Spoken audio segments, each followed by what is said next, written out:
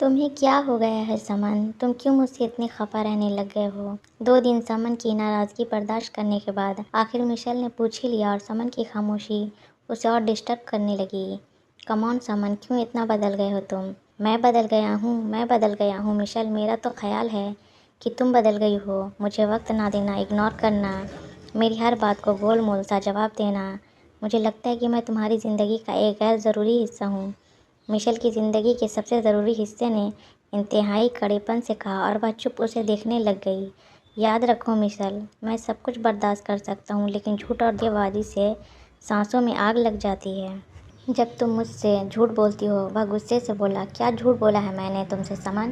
یہی کہ میں اس دن کرن کا انتظار کر رہی تھی، یا یہ کہ کرن مجھے چھوڑ کر بازار گئی تھی اور اسے اپنا انتظار کرنے کا کہہ گئی تھی؟ تمہارے فون آنے کے 2 گھنٹے بعد مجھے کرن نے ندا کے گھر سے فون کیا تھا اور یہ کہا تھا کہ میں رکشہ پکڑ کر آ جاؤں۔ اس نے اپنے بارے میں صفائی دینے کی کوشش کی تو رکشہ پکڑ کر آ جانا تھا، سمن کچھ اونچی آواز میں چلایا اور مشیل کی آنکھیں نم ہو گئی۔ اس کے سینے میں دھڑکتا ننھا سا دل زور سے سہما۔ اس کے سامنے وہی شخص تھا جو اس سے محبت کا اعتبار کا دعویٰ کرتا تھا، اور وہی شخص اس وقت کتنے اجنبی پن سے کہہ رہا تھا، تمہیں اس بات پر اعتراض ہے کہ میں تمہارے ساتھ نہیں گئی، یا اس بات پر ہے کہ شہزیب کے ساتھ کیوں آئی؟ مشیل دھیمے انداز میں ہی صحیح اس کے دل کا بھید جان چکی تھی۔ بات ایک ہی ہے مشیل، وہ تڑپا۔ بات ایک نہیں ہے سمن، کیا تمہارے دل میں شہزیب کو دیکھ کر بے اعتباری ہے؟ ہاں بولو، بے اعتباری ہو گئی ہے مجھ پر؟ ایک ٹپیکل فیوڈل لارڈ کی طرح بولو سمن۔ وہ اسے جھنجھوڑ رہی تھی۔ اب وہ خاموش تھا۔ اپنی عزت اور آنا کا سرٹیفکیٹ بنا کر مجھے تجوری میں بند کر کے رکھنا چاہتے ہو؟ بڑا دعویٰ تھا نا تمہیں اعتماد کا؟ یہ حد تھی تمہارے اعتبار کی، یہ سرحد تھی تمہارے یقین کی۔ اس کی نم آنکھیں شعلے برسا رہی تھی۔ آسمان پر ٹھہرے بادل ایک دوسرے سے ٹکرائیں۔ ایک گونج اٹھی گرج کی۔ تم سے یہ امید نہ تھی کہ مجھے سمن شاہ بے اعتباری بھی کی تو مجھ پر؟ وہ نم آنکھوں لیے کتنی دیر اس کے چہرے کی دیکھتی رہی، پھر مڑ گئی اور تیز تیز قدم اٹھا کر جانے لگی۔ رکو مشیل، میری بات سنو۔ وہ اس کے پیچھے پیچھے چلنے لگا، لیکن وہ اس کی ہر بات کو نظر انداز کرتی یونیورسٹی گیٹ پلانک چکی تھی۔ پرسوں جانے کا پروگرام تھا، لیکن حویلی سے بی جان اور بابا کے اتنے فون آئے کہ آج ہی جا رہی ہوں۔ کرن اپنا سامان پیک کر رہی تھی اور مشیل اپنے بیڈ پر آدھی سوئی ہوئی ہاتھ میں کتاب تھامے گمسم سی تھی۔ سمن تو پرسوں ہی آئے گا، شادی میں تو ابھی 1 ہفتہ ہے۔ بس بی جان چاہتی تھی کہ میں اپنے پیارے بھائی کی شادی کی تیاری میں حصہ لوں۔ تم آؤ گی نا مشیل؟ وہ کپڑے ڈالتے ڈالتے اس کی طرف دیکھنے لگی۔ وہ اسی طرح دور آنکھ ٹکائے کچھ سوچے گئی جیسے کہ وہ وہاں نہ ہو۔ مشیل، کچھ پوچھا ہے تم سے؟ کرن نے چٹکی بجا کر اسے دیکھا۔ ہاں بولو۔ وہ چونکی۔ میں پوچھ رہی ہوں آؤ گی نا ادا فراز کی شادی پر؟ کارڈ سمن دے دے گا، کوشش کروں گی ٹالنے کی۔ کوئی کوشش نہیں، آنا پڑے گا تمہیں۔ ندا، کویتا، سجل، سعد، شہزیب سبھی آئیں گے، تم کیسے نہیں آؤ گی؟ آ کر ہماری حویلی کی شادی کی رونق تو دیکھنا۔ کرن نے آنکھوں میں اس رونق کا خیال لا کر کہا۔ مشیل اس کی طرف خالی خالی نگاہوں سے دیکھتی ہی رہ گئی تھی، اور اگلے ہی دن یونیورسٹی میں سمن سبھی کو کارڈ دینے لگا اور آنے کی تاکید کرنے لگا۔ مشیل کچھ دور بیٹھے اپنے نوٹس بنانے میں مصروف تھی کہ جب وہ اس کے پاس آیا۔ اس دن کو سخت بات کے بعد یہ ان کی پہلی ملاقات تھی۔ مشیل، بات نہیں کرو گی مجھ سے؟ غصے کی گرد دھل جانے کے بعد وہ سمن کو اپنا آپ ہی گنہگار محسوس ہوا۔ مشیل نے ایک نظر اس کو دیکھا اور پھر اپنے کام میں مگن ہو گئی۔ میں نے مانا میں نے بہت غلط کیا تمہارے ساتھ، لیکن تمہاری اس قدر ناراضگی میری جان لے کر چھوڑے گی؟ میں نہیں زندہ رہ سکتا تمہارے بغیر۔ وہ اس کے قریب ہی بیٹھ گیا اور انتہائی محبت سے بولا، پلیز مشیل، معاف کر دو مجھے پلیز۔ اس کی اتنی شرمندگی کے بعد مشیل نے ایک نظر اس کے چہرے کو دیکھا اور جیسے پچھلے دنوں کا سارا غم اور سارا غصہ اب ختم ہونے لگا۔ وعدہ کرو آگے پھر کبھی ایسی بات نہیں کرو گے، اس نے وارننگ دی۔ پکا وعدہ، آئی ایم سوری۔ سمن نے اس کے ہاتھ پر اپنا ہاتھ رکھا اور وہ مسکرا دی۔ یہ لو تمہارا کارڈ، ضرور آنا، بی جان سے ملوانا ہے تمہیں، اور اس بار کم سے کم بی جان کی رضامندی لے کر چھوڑنی ہے۔ سمن نے اسے کارڈ دیا اور وہ سمن کی اس بات پر روحانسی سی ہی تو ہو گئی تھی۔ حویلی میں ایک نیا شور اٹھا تھا، سمن اور کرن کے نکاح کا، جو کہ جتنی اچانک طے ہوا تھا اتنی ہی اچانک ہو بھی رہا تھا، اور پھر مضبوط حصاروں والی اس حویلی کے تقریباً سبھی فیصلے اسی طرح طے ہوتے تھے۔ اتنی اچانک کہ پتہ ہی نہ چلتا، اور اتنی آہستگی سے کہ خود حویلی میں رہنے والے کو ہی خبر نہ پڑتی۔ کرن حویلی پہنچی تو حویلی کی لڑکیوں نے اس کا سواگت کیا اور اسے ان نئی خبر کے بارے میں بتایا، اور وہ حیران سی ہر کسی کے چہرے کو تکتی رہی۔ دل اس اچانک ہی آئے ہوا کے ٹھنڈے جھونکوں سے خوش تو تھا، لیکن بے یقینی بہرحال یقینی تھی۔ سمن خود اس فیصلے سے بے خبر تھا، اور پھر ویسے بھی حویلی کے فیصلے کرنے والوں کی نظر میں بچوں کی رائے کی کوئی اہمیت نہ تھی۔ وہ تو خود اپنے بچوں کی تقدیر چنتے تھے، اور ان کے بچوں کو ان کی چنی ہوئی تقدیروں اور ان تقدیروں کی کھینچی ہوئی لکیروں پر پوری عمر چلنا ہوتا۔ اور پھر جب کرن نے بی جان سے یہ سوال کیا کہ سمن کو خبر نہیں، کہیں وہ اس فیصلے پر اختلاف نہ کرے، تو بی جان جیسے غصے میں آ گئیں۔ کیسے کر سکتا ہے سمن شاہ اعتراض اس فیصلے پر؟ یہ فیصلہ میرا کیا ہوا ہے، اس کے والد کا کیا ہوا ہے، اور ہمارے فیصلے بدلنا نہیں کرتے کرن۔ لیکن بی جان وہ لڑکا ہے، وہ کچھ بھی کر سکتا ہے، کرن نے کہا۔ ہمیں اس بات پر یقین ہے کرن کہ ہمارے خاندان کے لڑکے تم لڑکیوں سے زیادہ بات ماننے والے ثابت ہوئے ہیں۔ بس یہ طے ہو چکا کہ فراز شاہ کو رخصتی کے اگلے ہی دن تمہارا نکاح ہوگا، اور بہت ہی جلد رخصتی۔ بی جان سخت فیصلہ کر کے بات ختم کرنے کی عادی تھیں، اور مجبوراً کرن کو بھی چپ سادھنا پڑا۔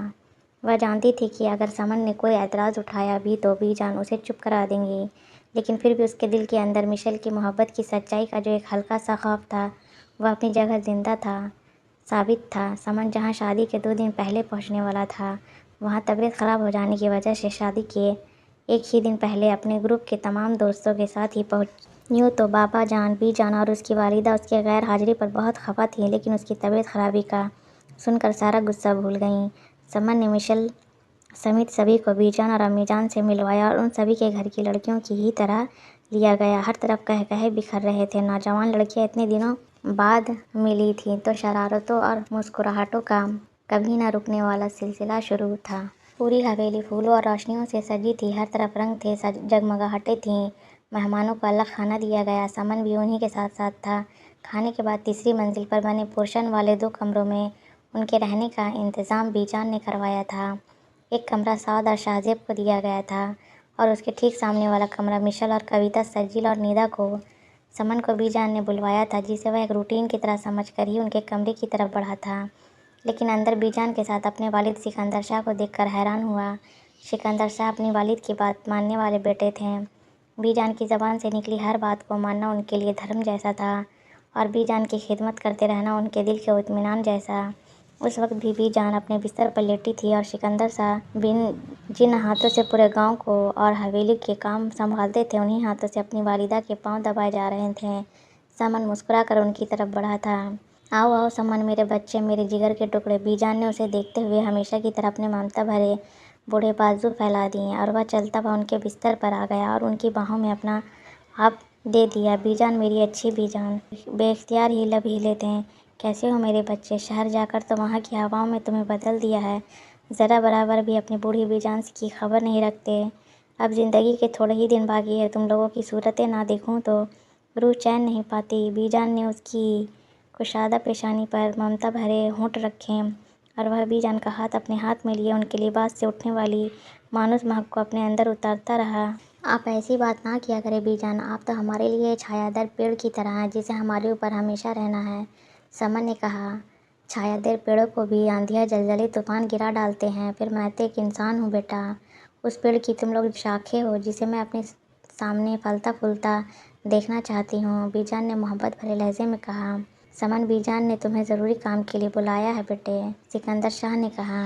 جی بی جان بولیں۔ وہ سیدھا ہو کر بیٹھ گیا۔ پہلے یہ بتاؤ، تمہارے مہمان آرام سے تو ہیں نا؟ ان کے رہنے سہنے کے انتظام میں نوکروں نے کوئی کمی تو نہیں دکھائی نا؟ بی جان نے پوچھا۔ آپ کے ہوتے ہوئے کمی کیسے رہ سکتی ہے بی جان؟ سمن مسکرایا۔ کل نزہت کی رخصتی کے بعد اپنے مہمانوں کو اور 2 دنوں کے لیے روک لینا۔ کیوں بی جان، کوئی خاص وجہ؟ فراز شاہ کی شادی کے اگلے دن کرن کے ساتھ تمہارا نکاح ہے، بی جان کی جگہ سکندر شاہ نے کہا۔ نکاح؟ سمن کے ہونٹوں سے اچانک ہی مسکراہٹ اڑ گئی، ذہن جیسے ایک ہی نقطے پر اٹک گیا۔ یہ فیصلہ میرا کیا ہوا ہے سمن، اور تمہارے پاپا اور چچا نے اپنی رضامندی دے دی ہے۔ ہم نے تمام رشتہ داروں اور برادری والوں تک یہ خبر پہنچا دی ہے، بی جان انتہائی سکون سے بولی۔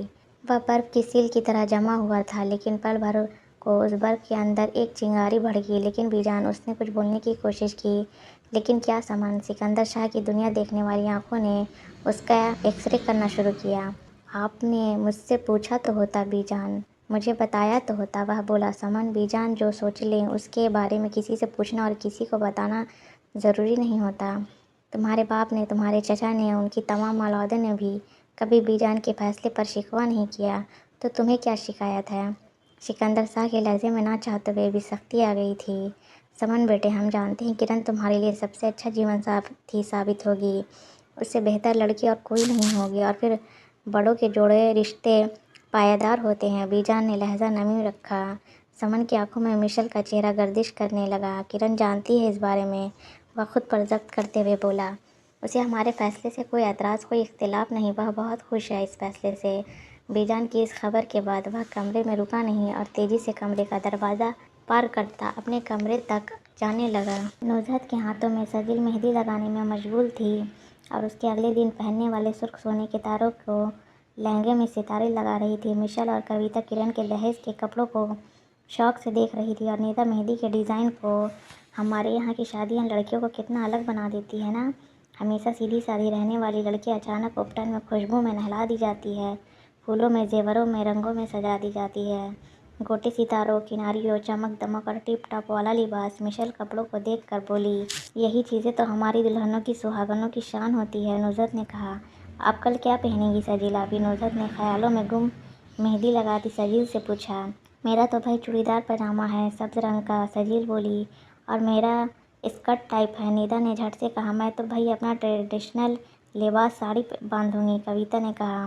اور مشل تم؟ کرن نے مشل سے پوچھا۔ میں شاید لہنگا چولی پہنوں یا پھر کرتا پائجامہ، وہ سوچ کر بولی۔ یہ تو کل کا طے ہوا، پرسوں کیا پہنو گی آپ سب؟ نوزاد نے کہا۔ پرسوں کیوں؟ پرسوں بھی کوئی فنکشن ہے کیا؟ کارڈ پر تو نہیں لکھا۔ نیدا نے حیران ہوئی۔ کارڈ پر تو نہیں لکھا تھا، لیکن کیا آپ لوگوں کو نہیں پتہ کہ پرسوں سمن بھائی اور کرن کا نکاح ہے؟ یعنی میری نند میری بھابھی بھی بن جائے گی، نوزاد نے کھلکھلا کر کہا۔ سجل اور نیدا کی نگاہیں اچانک ہی مشل کے چہرے پر جا پڑی اور مشل اس کے ذہن میں شائیں شائیں ہونے لگی تھی۔ ذہن نوزاد کے ایک جملے پر ٹھہر سا گیا تھا، آنکھوں کے گرد بے رنگ سی دائرے ناچنے لگ گئے تھے۔ یہ کب طے ہوا؟ نیدا بے چینی سے بولی۔ وہ مشل کے اندر ہی فیلنگز کو سمجھنی تھی۔ یہاں کے فیصلے اسی طرح ہوتے ہیں نیدا، اچانک اور ٹھوس، جو بدل نہیں پاتے ہیں۔ پرسوں میں آئی تو مجھے خبر ہوئی۔ کرن کی نگاہ بھی مشل کی آنکھوں پر تھی اور مشل اس کی آنکھیں ابھی چھلک پڑتی، ضبط کی دیوار بھی گر پڑتی، برداشت کا پہاڑ ابھی ٹکڑے ٹکڑے ہو جاتا اگر وہ وہاں سے اپنے وجود کو گھسیٹتی نہ جاتی۔ وہ وہاں سے اٹھی اور مرے مرے قدموں سے باہر آ گئی اور اسی کے پیچھے کرن بھی آ گئی۔ مشل رکو، میری بات سنو۔ وہ کرن کا سامنا کرنا نہ چاہتی تھی، لیکن اس کے سامنے آ کھڑی ہوئی۔ میں جانتی ہوں کہ تم سمن کو چاہتی ہو، لیکن میرا یقین کرو، سمن اپنے پاپا اور بی جان کے سامنے اس فیصلے کے خلاف نہیں بول سکتا، اور بی جان اپنے اس فیصلے سے کبھی ہٹ نہیں سکتی۔ پورے خاندان اور برادری کو پتہ چل چکا ہے کہ آدا فراز کی شادی کے اگلے دن سمن کی اور میری شادی ہے۔ کرن اس کی محبت پر اپنی محبت کا جھنڈا گاڑ رہی تھی، اور یہ فیصلہ بدل نہیں سکتا۔ کرن کا لہجہ ٹھوس تھا۔ یہ کیسے فیصلے ہوتے ہیں جن کی خبر کسی کو نہیں ہوتی؟ کیا ہوائی بھیس حویلی کے بھید کسی کو نہیں بتاتی؟ یہ کیسے فیصلے ہوتے ہیں جو بول نہیں سکتے، جو بنا بتائے، بنا پوچھے طے ہو جاتے ہیں، جو ہر کسی کا سر اپنے آگے جھکا دیتے ہیں؟ مشل کا چہرہ آنسوؤں سے شرابور تھا۔ اس حویلی کے فیصلے واقعی ایسے ہوتے ہیں مشل، بہت خاموش، بہت مضبوط اور بہت ظلم کرنے والے۔ کرن نے کہا۔ کیا میرے سمن کے دل میں بھی یہ فیصلہ رضامندی بنا کر ڈال دیا گیا ہے، یا وہ ابھی اس سے بے خبر ہے؟ کیا اس کی محبت پر بھی یہ مار پڑ چکی ہے؟ مشل کے دل پر پڑی چوٹیں اس کے لبوں پر آ ٹھہری تھیں۔ وہ ایک اصلی جاگیردار ہے، اور جاگیردار کے ٹھوس اور بے حس دلوں میں نہ محبت جنم لے سکتی ہے اور نہ ان پر چوٹیں پڑ سکتی ہے۔ وہ اپنی محبت کی خاطر اپنی وراثت، اپنی پراپرٹی نہیں چھوڑ سکتا، وہ اپنے بابا کے فیصلے کے خلاف نہیں جا سکتا۔ وہ بے شک محبت تم سے کرتا ہو، لیکن نکاح وہ مجھ سے کرے گا۔ کرن کے اندر کی سختی اس کے باتوں سے ظاہر تھی، اور مشل اس کی باتوں کی گلیوں میں بھٹک رہی تھی۔ اس کی معصوم محبت سنگسار ہو رہی تھی۔ وہ رک کر اور باتیں سننا اسے جان کو چھیلنے والا محسوس ہو رہا تھا۔ وہ تیز تیز قدموں سے چلتی ہوئی آگے بڑھ گئی اور راستے میں ہی شہزیب سے ٹکرا گئی۔ اس کی آنکھوں میں آنسوؤں کا سیلاب اور اس کے چہرے کی سرخ رنگ دیکھ کر شہزیب کا دل ہول اٹھا، اس کے اندر کی محبت چھٹپٹا اٹھی۔ کیا ہوا مشل؟ اور ایک ہمدرد سے دوست کو دیکھ کر مشل پر ضبط مشکل تھا۔ اس نے ضبط کی دیوار گرا دی اور شہزیب کے کندھے پر لگ کر آنسو بہانے لگی۔ مشل سے ہوئی بات چیت کے بعد کرن نیچے جا رہی تھی تو سیڑھیوں پر ہی اسے سمن مل گیا، جو شاید اوپر آ رہا تھا۔ اس کے چہرے پر غم اور نا امیدی کی کیفیت اور تکلیف کے سائے دیکھ کر کرن سمجھ گئی کہ سمن اس نئی خبر سے آشنا ہو چکا ہے۔ وہ اسے نظر انداز کر کے آگے جا رہا تھا کہ کرن نے اسے روکا۔ امید ہے تمہیں بی جان نے بتا دیا ہوگا سمن، हाँ, बता दी है किरण। मैं तुमसे पूछता हूँ कि क्या तुम्हें जानकारी ना थी कि मैं मिशेल से मोहब्बत करता हूँ, उससे शादी करना चाहता हूँ और उसके बगैर मैं किसी का ख्याल नहीं कर सकता। समन उससे सवाल करने लगा। पता था तो क्या करती? वह उल्टा सवाल करने लगी। तो तुम मना कर देती बीजान को, बता देती उन्हें कि मैं किसी और से मोहब्बत करता हूँ। क्या तुम मना कर सके समन? तुम बता सके समन? अगर तुम लड़का होने के बावजूद ऐसा नहीं कर सकते हो तो मैं किस तरह करती? किरण फट पड़ी। मैं करूँगा मना, कर दूँगा इनकार। जहाँ मोहब्बत ही ना हो वहाँ रिश्ते जोड़ने से क्या हासिल? समन ने कहा। मोहब्बत? मोहब्बत किसके लिए करोगे इनकार समन? किसकी मोहब्बत के लिए? वह जिसे तुम्हारी मोहब्बत को भी कभी मोहब्बत ही ना समझा, जिसने तुम्हारी मोहब्बत और एतबार की आड़ में तुमसे धोखा दिया, जिसने तुम्हें अपने हुस्न के जाल में फंसा कर बेवकूफ़ बनाया, उसके लिए तुम अपने माँ बाप का दिल दुखाओगे, अपनी बीजान की उम्र के इस हिस्से में रुलाओगे? किरण इंतहाई जालिम लहजे में बोली। क्या मतलब है तुम्हारा? क्या कहना चाहती हो तुम? वह भड़कता हुआ सा था। जो मैं कहना चाहती हूँ वह तुम साहजिब के कमरे में जाकर देख लो। अपनी मोहब्बत की पाकीज़गी को किसी दूसरे की बाहों में सहारा लेते देखोगे तो तुम्हें तुम्हारे हर सवाल का जवाब मिल जाएगा। यह कहकर किरण तेज़ रफ्तारी से सीढ़ियाँ उतरने लगी और समन लंबे लंबे डिग भरता शाहजेब के कमरे तक आया। दरवाज़ा बंद था। उसने धकेला तो हल्की सी कोशिश के बाद वह खुल गया। जर्द रंग के पर्दे के पीछे उसे कुर्सी पर बैठा साहजेब नजर आया और उसके घुटनों में अपना सर रखे बैठी मिशेल। साहजेब के हाथ उसकी जुल्फ़ों पर थे और उंगलियां जुल्फ़ों को सहला रही थी। बस इससे आगे वह वहाँ रुका नहीं, वापस मुड़ गया। एतबार की खिड़कियाँ समेटे टुकड़े टुकड़े धड़कनों को इकट्ठा किए साहजेब के हाथ उन जुल्फ़ों में थे जिनको समन ने अपना कहा था। मिशेल का वजूद उन घुटनों पर था जो समन के ना थे। वह बेवफाई के एहसास तले दबता ही चला जा रहा था और उसकी मोहब्बत लुटती चली जा रही थी। और वहाँ मेहमान खाने के जर्द पर्दे के पीछे शाहजेब के घुटनों में चेहरा दिए पागलों की तरह रोने वाली लड़की इंतज़ार कर रही थी समन का, उसकी मोहब्बत भरे लम्स का, उसकी दोस्ती का। लेकिन वह ना आया और वह इसी तरह उलझी बिखरी रही और साहजेब उस वक्त दर्द का इलाज बना उसकी इस अजीब मोहब्बत को संभाल रहा था और अपनी मोहब्बत दबाए छुपाए इस नई मोहब्बत के खुलने पर हैरान भी था और उसके अनजान पर दुखी भी था। उस एक स्याह रात ने कितनी मोहब्बतों को स्याही बख्शी थी, कितनी आंखों को आंसू बख्शे थे। रुक जाओ मिशेल, इस तरह तुम्हारा जाना समन को बुरा लग सकता है। मैरून रंग की शाल में लिपटी अपना सामान समेटती मिशेल से निदा कह रही थी। किसकी ज़ात का एहसास दिला रही हो निदा? वह जो कल से मेरे सामने आया ही नहीं, ना कोई सफाई पेश करने और ना ही अपनी बेगुनाही का सबूत देने। मुझे तो लगता है वह बेगुनाह है ही नहीं। वह अनजानेपन के बहरूप में लिपटा अपनी मनमानी कर रहा है। किरण की बातों के बाद मिशेल की आंखें और दिल रात भर रोए थे, इसलिए उसका लहजा और आवाज़ भारी भारी थे। तो तुम समन से जाकर बात करो, उसे अपनी मोहब्बत का एहसास दिलाओ। साहजेब, जिसे तमाम रात मिशेल के दर्द को कतरा कतरा चुना था, बोल पड़ा। मोहब्बत इस तरह नहीं होती साहजेब, गिड़गिड़ा कर भीख मांग कर। मोहब्बत मांगने में मोहब्बत की तौहीन होती है। यह कनपट्टी पर पिस्तौल रखकर किसी से कागज़ साइन कराने जैसा नहीं होती। यह तो वह यकीन, वह मान होती है जो बिना बोले बिना पूछे रखी जाती है। एक ऐसा भरम जिससे गिड़गिड़ाने का कोई खाना नहीं होता। मिशेल का लहजा बार बार भीग जाता। फिर भी इस तरह मत जाओ मिशेल, आज के दिन रुक जाओ, कल चली जाना। साहजेब ने उसे नरमी से मशवरा दिया। रुक जाओ? तुम कहते हो कि मैं रुक जाऊँ? किसके लिए रुकूँ मैं साहजेब? वह शख्स जो मुझसे मोहब्बत के वफा के दावे करते आया है, वह किसी और का दूल्हा बनने जा रहा है, किसी के साथ निकाह करने जा रहा है, पक्के कागज़ों वाला निकाह, दो गवाहों वाला निकाह। तुम कहते हो मैं रुक जाऊँ? क्यों रुक जाऊँ मैं? अपनी मोहब्बत का तमाशा देखने के लिए, अपनी वफा की बर्बादी का मंजर देखने के लिए। मिशेल बोलते बोलते खुद पर ज़ब्त पा ना सकी और हथेलियों में मुँह छुपाकर फुट फुट कर रोने लगी। साहजेब और निदा उसके करीब आ गए। संभालो खुद को मिशेल, कैसे होगा इस तरह? निदा ने उसके सिल्की बालों को सहलाया। वह फ़ौरन संभल कर सीधी हो गई।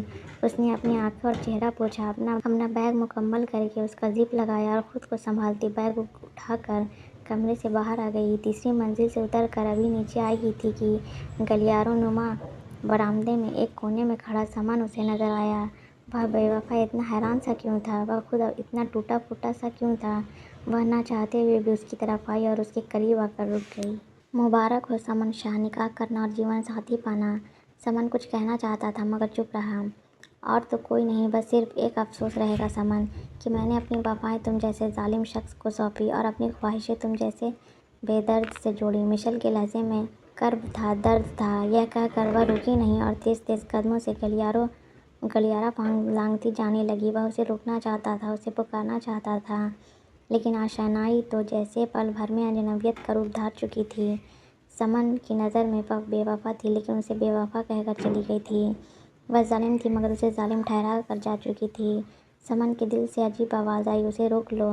उसके सामने सिर्फ एक बार सफाई पेश करो, अपनी बेगुनाही की गवाही दो, अपनी वफा का भरम रख कर उसे अपनी मजबूरी बता दो और फिर उसी की तरह उससे बेवफाई का गिला करो, उसे धोखा देने का शिकवा करो। वह अपने कदम आगे बढ़ा लेता, लेकिन सीढ़ियों से उतरता शाहजेब ने उसके कदम रोक लिए। वह भी अपना बैग उठाए उतर रहा था। समन को देखकर उसकी तरफ आया।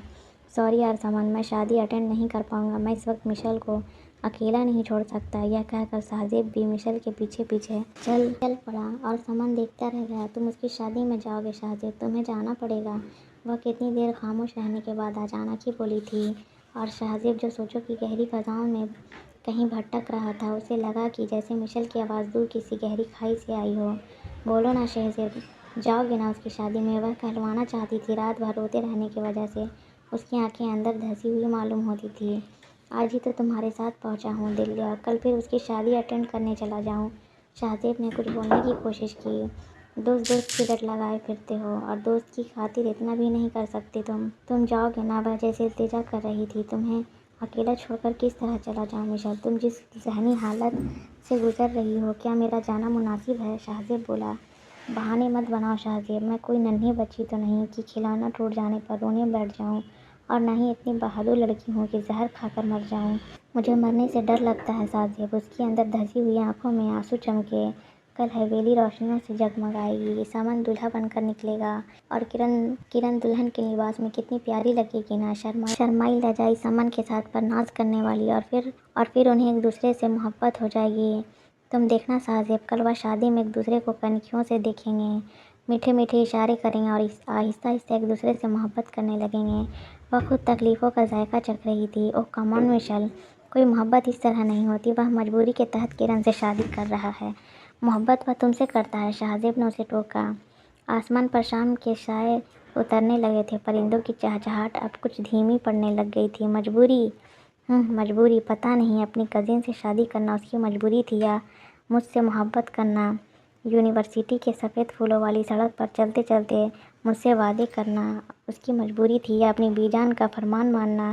ज़ेब, अभी तो मैं खुद उसके वादों की सुहानी गलियों से भी ना आज़ाद करा पाई थी। अभी तो मैंने उसके ख्वाबों के बगैर नींद ही बाहों में सोना भी ना सीखा था। अभी तो ज़ेब सब कुछ शुरू हुआ था। वह बेतहाशा रोने लगी थी और उसके आंसू बालकनी की रेलिंग से गिर कर नीचे कहीं बारिश की तरह पड़ते होंगे और बूंद की शक्ल बनाते होंगे।